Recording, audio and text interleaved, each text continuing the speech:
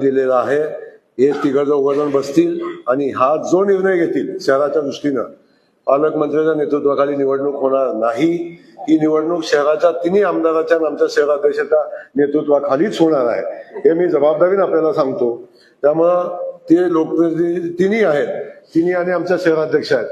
हा जो निर्णय घेतील, मग युतीचा घेतील, एकला चलो घेतील, जो निर्णय घेतील त्या निर्णयासोबत राज्याची भारतीय जनता पक्षाची पार्टी सोबत राहील.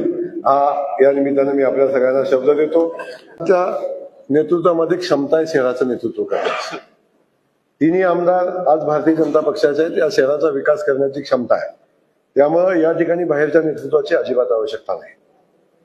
ठीक आहे, मी पालकमंत्री म्हणून, पक्षाचा प्रतिनिधी म्हणून या ठिकाणी येणं माझी जबाबदारी आहे.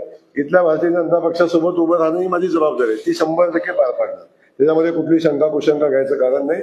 आम्ही ठामपणे या शहराच्या निवडणुकीसाठी सगळी शस्त्र घेऊन आम्ही सोबत राहू पक्ष म्हणून, त्यात कुठली अडचण नाही.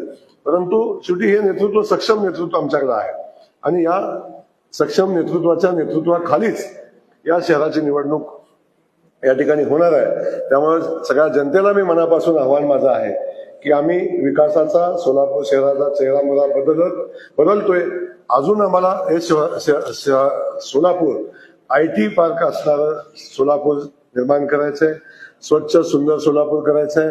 आपल्याला पर्यटन क्षेत्र म्हणून या सोलापूरची ओळख आपल्याला निर्माण करायची आहे आणि यासाठी आपल्या शहरवासियांचे आशीर्वादाची आवश्यकता आहे.